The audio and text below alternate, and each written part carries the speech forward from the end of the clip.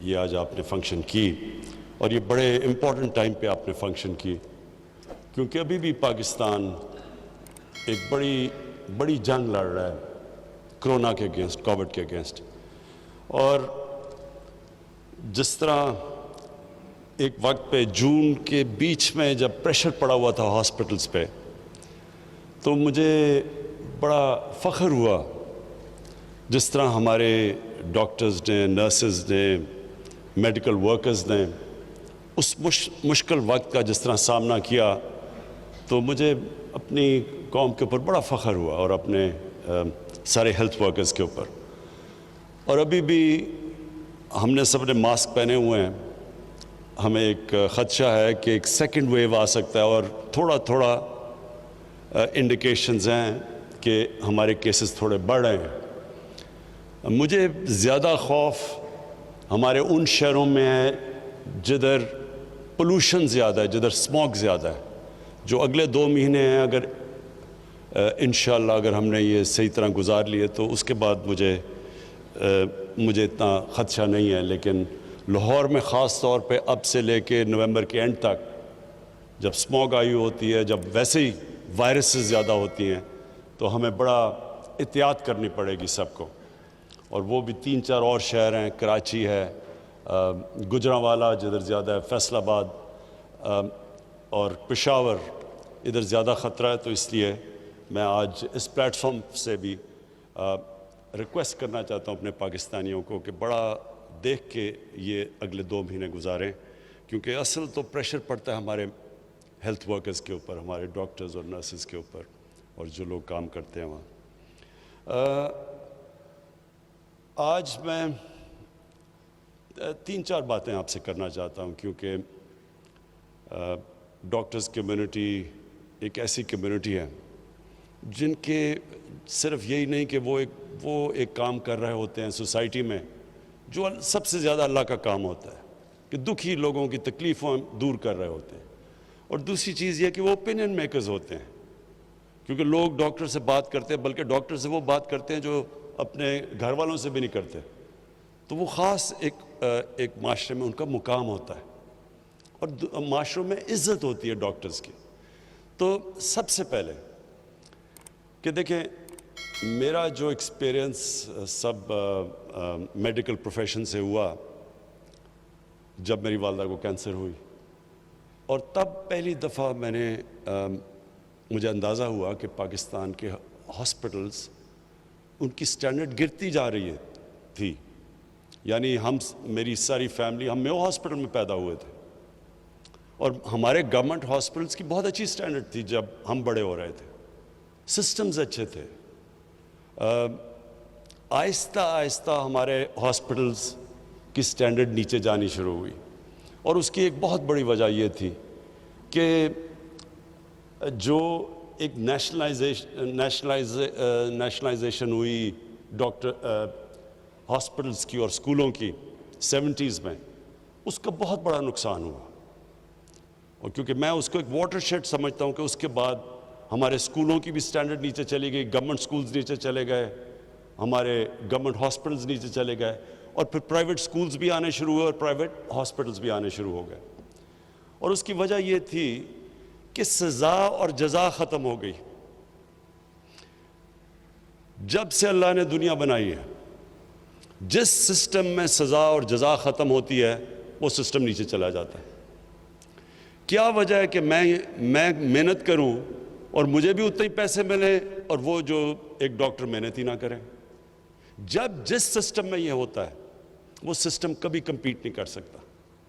تو جب ہمارا یہ سسٹم آیا اور آہستہ آہستہ یہ جو سب کی پروموشن ہو جاتی تھی اور پھر سب کی سیلری انکریز ہو جاتی تھی، کوئی تمیز نہیں کی جاتی تھی کہ محنت کون کر رہا ہے اور کون محنت نہیں کر رہا، اس سے ڈیٹیریشن ہمارے ہاسپٹلز میں آنی شروع ہوئی.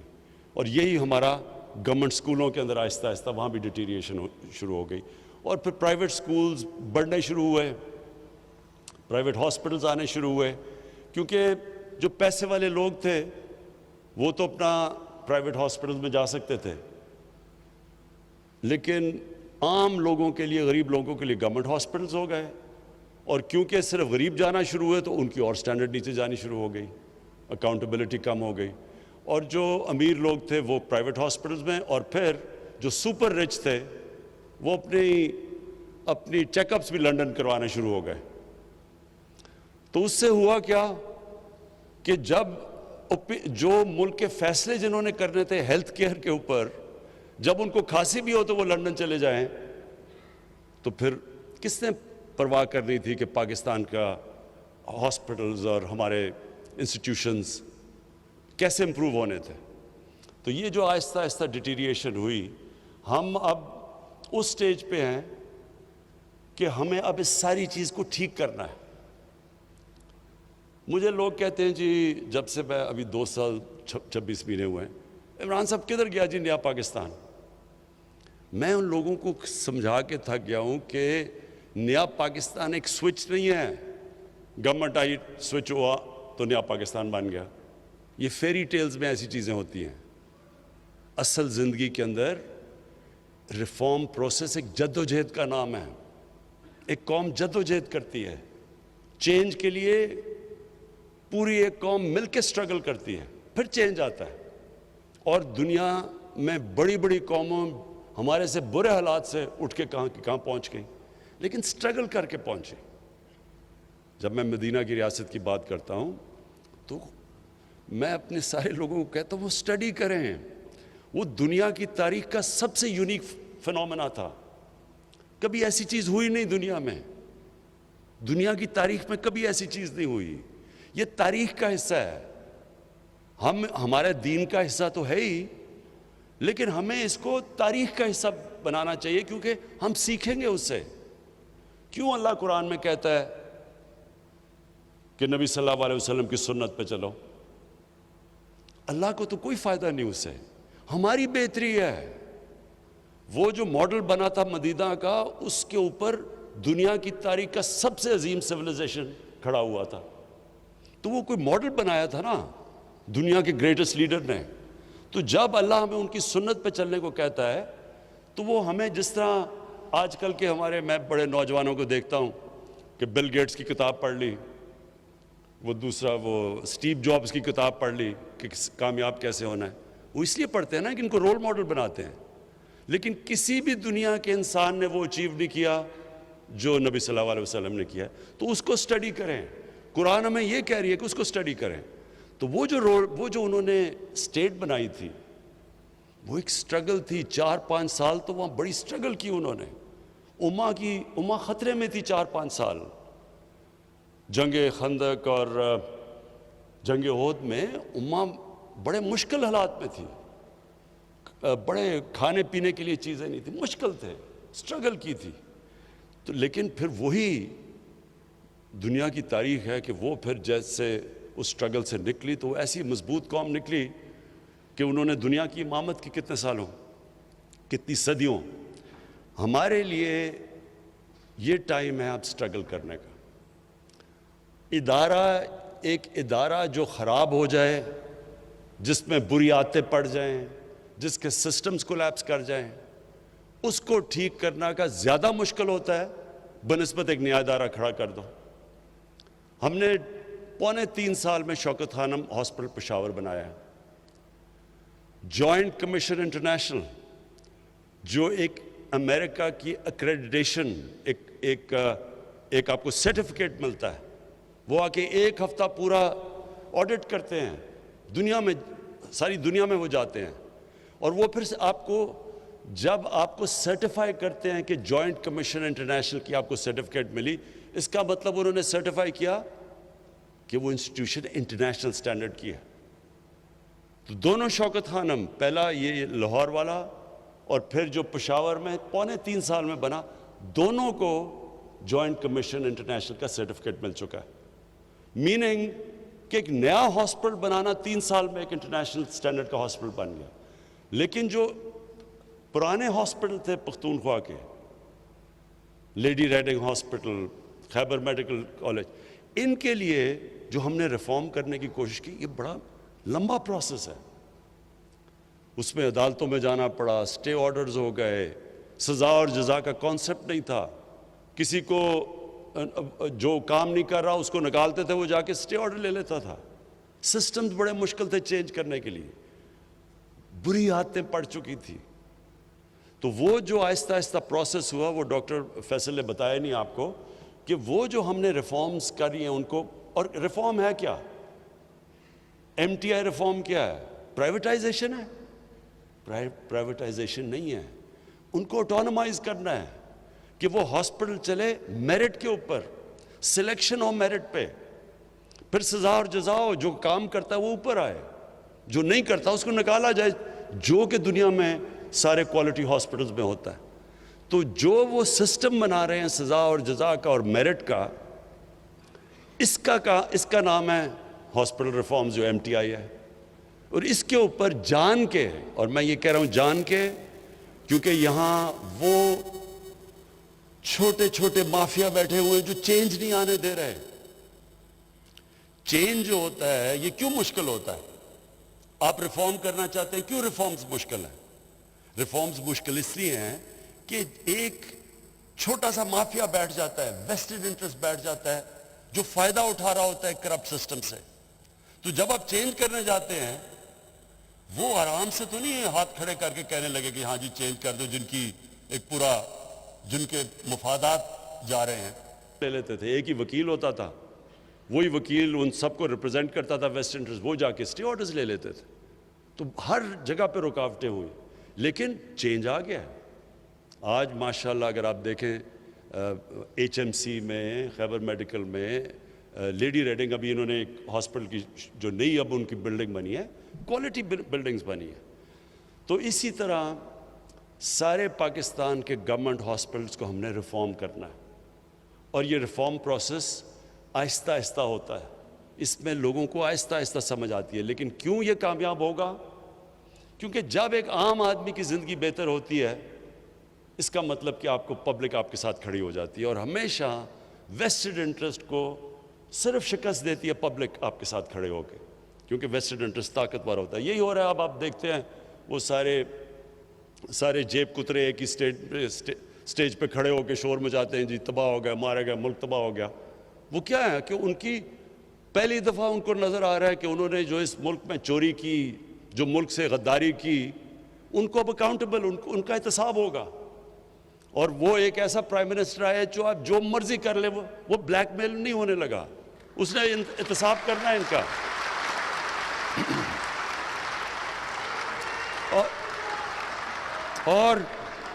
اور انشاءاللہ آپ یہ دیکھیں گے، یہ میری بات مان لیں، یہ پاکستان کے ڈیفائننگ مومنٹس ہیں، فیصلہ کن وقت ہے پاکستان کا. یہ سارے جو 30 سال سے اس ملک میں بار بار انہوں نے باریاں لی ہیں، یہ سب اکٹھے اسی طرح ہی ہیں جس طرح وہ ہاسپٹل میں چھوٹا سا مافیا اکٹھا ہو جاتا ہے، چینج نہیں آنے دیتا. یہ بھی چینج ڈرے ہوئے ہیں کہ ان کو تو زیادہ نقصان ہوگا چینج سے، لیکن ڈاکٹرز کی تو صرف روزی جائے گی. جو روک رہے ہیں ان کو تو خیر انہوں نے جیلوں میں جانا ہے. جو ہاسپٹل ریفارمز ہیں وہی راستہ آگے پاکستان کا.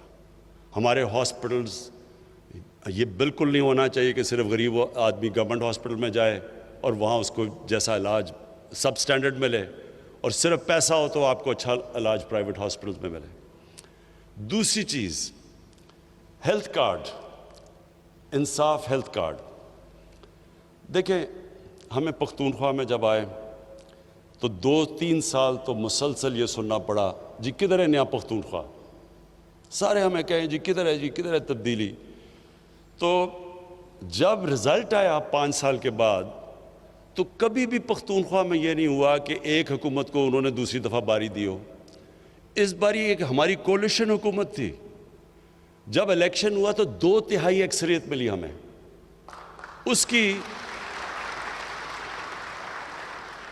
اس کی وجہ کئی وجوہات تھی. ایک تو تھا کرپشن، بالکل نیچے لے گئے ہم، کرپشن چلی گئی نیچے. اس کے بعد ایک لوکل گورنمنٹ سسٹم، گاؤں کے لیول کے اوپر ہم نے ان کو امپاور کر دیا، وہ بھی تھا. پولیس کو کافی چینج آ گیا پولیس کے اندر.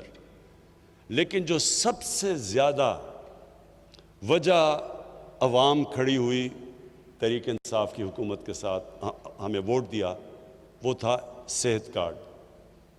اور وہ کیوں تھا؟ دیکھیں اب تصور کریں, اور آپ ڈاکٹرز ہیں, آپ دیکھتے ہوں گے, سوچیں غریب گھر ہے, دہاڑی دار ہے, سارا دن وہ محنت کر رہا ہے, مشکل سے وہ پیسہ بناتا ہے کہ اپنے بیوی بچوں کو وہ کھانا صحیح دے دے. اس گھر کے اندر اگر بیماری ہو جاتی ہے, امیجن کریں کہ وہ کیا کریں گے. سارا گھر غربت کے نیچے چلا جاتا ہے. یہ ساری ریسرچ شو کرتی ہے کہ پاورٹی, غربت, اس کی ایک بہت بڑی وجہ یہ ہے کہ غریب گھرانے میں بیماری ہو جاتی ہے. میں نے جب یہ شوکت خانم جو ہاسپٹل کیوں بنایا کہ ایک میں نے غریب کینسر کا مریض دیکھا, میں میو ہاسپٹل کے باہر ڈاکٹر کی انتظار کر رہا تھا. اس غریب وہ سارا دن بیچارہ مزدوری کرتا تھا اور دن کو رات کو بیٹھتا تھا اپنے بھائی کے ساتھ جو کہ جس کو کینسر ہوئی تھی. تو تب میں نے سوچا کہ ہم جن کے پاس سب کچھ ہے, ہمیں اتنی عذاب پڑا ہوا ہے کہ ہمارے گھر میں کینسر ہے, تو ان بیچارے غریب گھروں میں کیا ہو رہا ہوگا. وہ تھا کانسیپٹ شوکت خانم کا. لیکن اس کا سیکنڈ کانسیپٹ یہ تھا کہ جب ایک غریب آدمی ہاسپٹل میں آئے تو اس کو بالکل اسی طرح ٹریٹ کیا جائے جس طرح جو مریض پیسے دے رہا ہے اس کو ٹریٹ کیا جائے. یہ میں نے کدھر دیکھا, میں اپنی جب والدہ کو امریکہ انگلینڈ لے کے گیا, میں اپنی والدہ کو جب انگلینڈ لے کے گیا تو میں تو پیسے دے کے اپنی والدہ کا علاج کروا رہا تھا, ساتھ ان کے ایک نیشنل ہیلتھ سروس کے اوپر مفت علاج ہو رہا تھا ایک خاتون کا. میں نے دیکھا کوئی ڈاکٹر اور نرس فرق نہیں کر رہے تھے ان دونوں کے اندر, دونوں کو ایک ہی طرح کا علاج کر رہے تھے.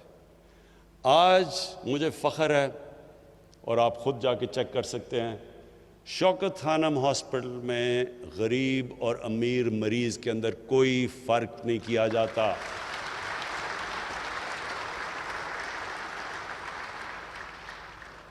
اور یہ آپ خود دیکھ سکتے ہیں.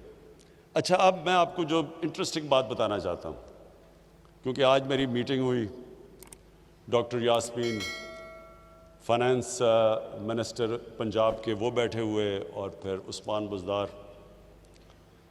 تو جو میری آج ان سے بات ہو رہی تھی, مجھے یاد آ گیا آج سے تقریباً 25 سال پہلے جب شوکت خانم کھلا تو ہماری اسی طرح کی ڈیبیٹ ہو رہی تھی. میں نے لوگوں کو کہا تھا, جو پیسہ اکٹھا کیا سڑکوں پہ جا کے, میں نے سب کو کہا کہ یہ ہاسپٹل میں غریب آدمی کا مفت علاج ہوگا. ہمارا بورڈ آف گورننس کی میٹنگ ہو رہی ہے, اور ہمارا تب چیف ایگزیکٹو ایک امریکن ہم باہر سے لے کے آئے تھے, کیونکہ پاکستان میں کوئی ایڈمنسٹریٹر نہیں تھا جو کہ ایک اسپیشلائزڈ کینسر ہاسپٹل کو چلا سکے. تو اس نے بیٹھ کے بورڈ آف گورننس کی میٹنگ میں جب ہو رہا, اس نے کہا کہ اگر آپ نے 5% سے زیادہ کینسر کے مریضوں کا مفت علاج کیا تو میں آج آپ کو رائٹنگ میں دے رہا ہوں کہ یہ 3 مہینے میں ہاسپٹل بند ہو جائے گا. کیونکہ کینسر کا علاج اتنا مہنگا ہے, یہ ہو ہی نہیں سکتا کہ آپ 5% سے زیادہ. اور اس نے پھر دنیا میں مثالیں دی, ٹاٹا انسٹیٹیوٹ اس نے بتایا ہندوستان میں, اس کا بتایا, اور کہ یہ سارے ہاسپٹل کہیں بھی 5% سے زیادہ کینسر کے مریضوں کا مفت علاج نہیں ہوتا. تو میں نے تو اس کو کہا کہ میں نے تو لوگوں سے وعدہ کیا ہوا ہے کہ 70% کینسر کے مریضوں کا میں مفت علاج کروں گا. میں نے تو یہ کوئی پرائیویٹ ہاسپٹل بنانے کے لیے تو نہیں کیا, میں نے تو کوئی اس لیے تو نہیں پیسہ اکٹھا کیا کہ میں کمرشل ہاسپٹل بنا دوں. وہ 3 مہینے کے بعد چلا گیا, وہ 3 مہینے کے بعد چلا گیا. آج بھی دنیا کا یہ واحد کینسر ہاسپٹل ہے جدھر 75% کینسر کے مریضوں کا مفت علاج ہوتا ہے, اور آج بھی چل رہا ہے. تو میں نے آج جو میٹنگ کی, ڈاکٹر یاسمین بہت گھبرائی ہوئی تھی, برا حال تھا ان کا, کیونکہ میں نے کہا کہ سارے پنجاب کے آپ نے لوگوں کو ہیلتھ کارڈ دینا ہے. تو اور کہ سارے پختونخوا کے لوگوں کو ہیلتھ کور دیں گے, ہیلتھ کارڈ دیں گے. یہ بہت بڑی بات ہے. ڈیولپ ملکوں کے اندر, امیر ملکوں کے اندر بھی یہ نہیں ہوتا کہ ساری یونیورسل ہیلتھ کوریج امیر ملکوں میں بھی نہیں ہے. تو جب میں نے ان کو بتایا کہ پختونخوا میں انہوں نے کر دیا تو آپ کو بھی پنجاب میں کرنا ہے, تو انہوں نے بڑا کہا جی پنجاب بہت بڑا ہے, پتہ نہیں کدھر سے پیسے آئیں گے, 40 ارب پتہ نہیں کتنے ارب. تو میں نے ان کو یہ تب بھی یہ سمجھایا کہ دیکھیں یہ آپ جب ایک غریب انسان کو جب ان کو آپ ان کے پاس ہیلتھ کارڈ آئے گا غریب گھرانے کے اندر ہو سکتا ہے ان کو علاج نہ ہی کروانا پڑے لیکن ان کو جب کانفیڈنس ہوگا کہ اگر ہمیں کوئی ہمارے گھر میں بیماری ہوتی ہے تو ہم صرف گورنمنٹ ہاسپٹل نہیں ہیلتھ کارڈ کی وجہ سے کسی بھی ہسپتال میں جا کے اپنا علاج کروا سکتے ہیں. اب سوچیں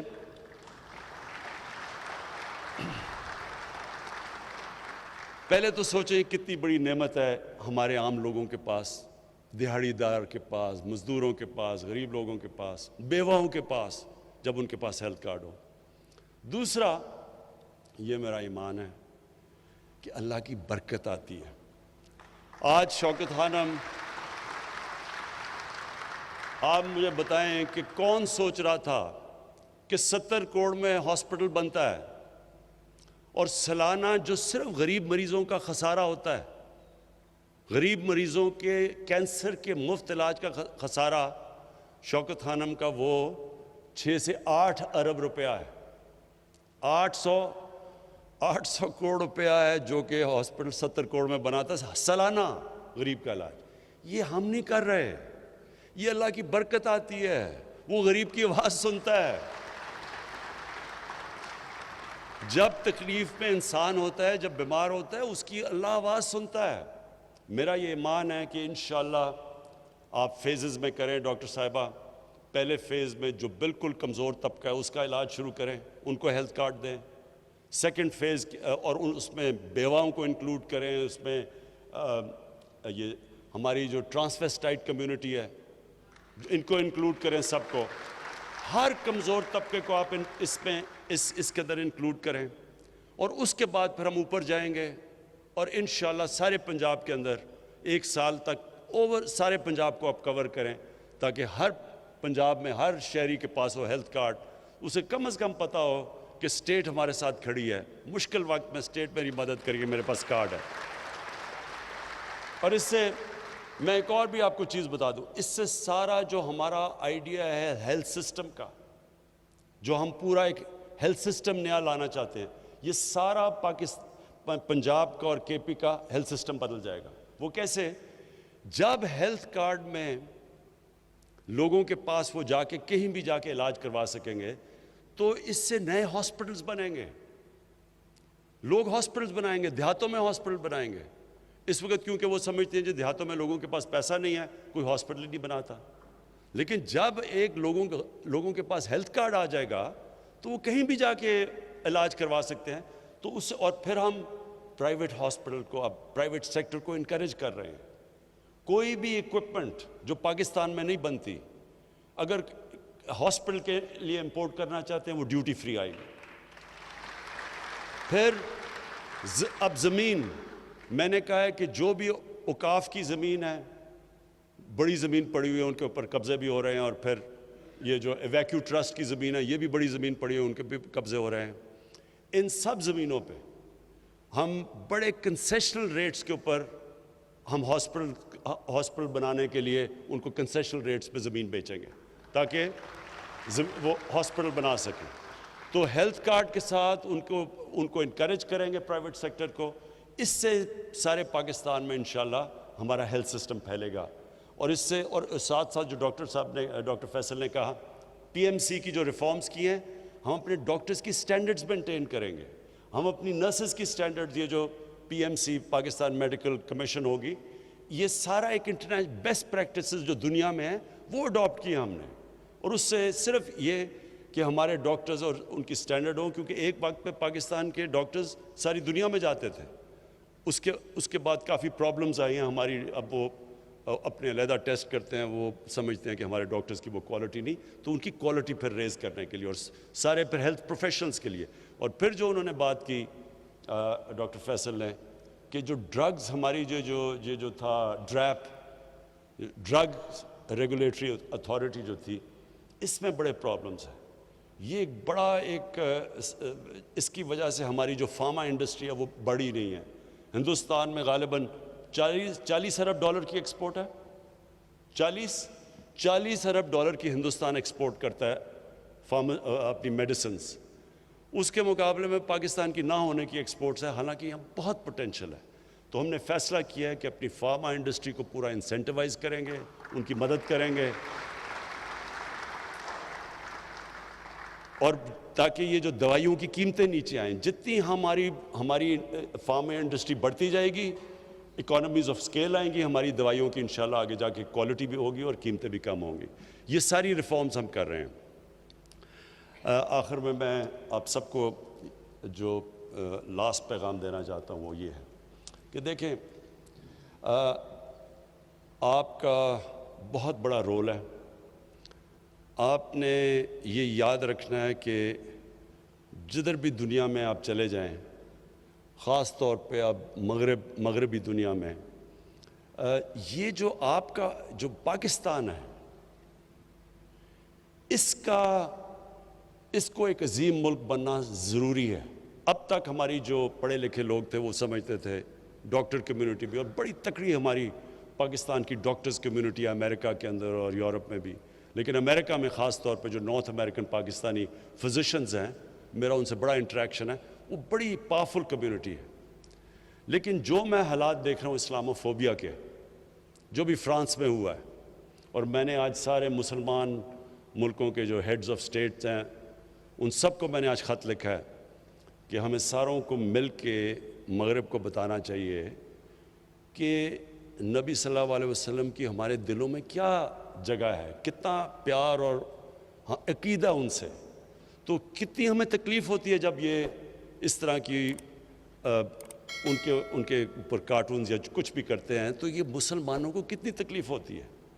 تو یہ مسلمان ہیڈز کی ضرورت ہے کہ ان کو، یو این کو، یورپین سٹیٹس کو، ان مغربی سٹیٹس کو، سب کو بتائیں، کیونکہ وہاں یہ چیز نہیں سمجھتے۔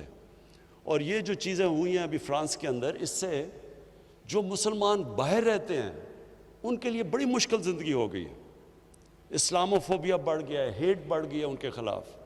عورتیں جو نقاب پہنتی ہیں ان کو انسلٹ کیا جاتا ہے سڑکوں پہ، مسجدوں کے باہر۔ اب بھی میں بھی دیکھ رہا تھا فرانس میں لوگوں نے مسجد توڑی ہیں۔ تو پہلے تو ہمیں مسلمان ملک میں جو مسلم لیڈرز ہیں، ہم سب کو اکٹھے ہو کے بتانا چاہیے مغرب کو کہ یہ اگر آپ یہودیوں کی جو ہولو کاسٹ ہے اس پہ آپ اتنے سینسٹیو ہیں، اور ٹھیک ہے آپ سینسٹیو ہیں کیونکہ ان کے کسی بھی ہیومن کمیونٹی کو تکلیف ہوتی ہے تو سینسٹیو ہونا چاہیے، لیکن ہمارے لیے بھی ہماری سینسٹیو بھی دیکھیں کہ ہمارے لیے یہ سب سے اللہ کی جو کتاب ہے قرآن اور نبی صلی اللہ علیہ وسلم کا جو پیار ہے، یہ سب سے زیادہ ہمیں تکلیف دیتا ہے جب اس کے خلاف ان کی کوئی بے حرمتی کرتے ہیں آپ۔ لیکن جو میں آپ سب کو ڈاکٹرز کمیونٹی کو کہنا چاہتا ہوں کہ دیکھیں، اب تک ہم سوچتے تھے کہ ہم باہر چلے جائیں گے، وہاں کام کریں گے اور باہر بڑے اچھے پیسے ملتے ہیں، لیکن جو حالات بنتے جا رہے ہیں، یہ پاکستان کو ٹھیک کرنا ضروری ہے۔ یہ پاکستان کو ہم ایسا ملک بنائیں کہ کسی کو باہر جانے کی ضرورت نہ پڑے، یہاں ہم ایسے سسٹمز لے آئیں، یہ ایک ایسا ملک ہو۔ اور جو میری خواب ہے ایک دن کہ باہر سے لوگ یہاں نوکریاں ڈھونڈنے آئیں، یہ وہ ملک بننا چاہیے۔ اس کے لیے ساری قوم کو، میں پھر سے کہتا ہوں، سٹرگل کرنی پڑتی ہے۔ آپ نے کوئی بھی بڑا کام کرے، ڈاکٹر بنے، آپ کو کتنی سٹرگل کرنی پڑتی ہے۔ آپ محنت کر کے ڈاکٹر بنتے ہیں، پھر آپ نے اسپیشلائز کرنا، محنت کرنی پڑتی ہے۔ آپ ایک ملک کو ٹھیک کرنے جا رہے ہیں تو ساری قوم کو مل کے محنت کرنی پڑتی ہے۔ لیکن یہ میں آپ کو بتا دوں، جو ٹیلنٹ ہے ہمارے پاکستانیوں میں، جس طرح کے کوالٹی کے میں نے ڈاکٹرز، پروفیشنلز، انٹرپرنرز پاکستان سے باہر دیکھے ہیں، جب ان کو اچھے سسٹمز ملتے ہیں، جو ان کی کوالٹی ہے، وہ صرف اس لیے ہے کہ وہاں سسٹم بہتر ہے۔ وہی سسٹم ہم پاکستان میں ٹھیک کر رہے ہیں، اور آپ سب نے میری مدد کرنی ہے یہاں کے نظام کو ٹھیک کرنے کے لیے اور ایک عظیم ملک بنانے کے لیے۔ بہت بہت شکریہ۔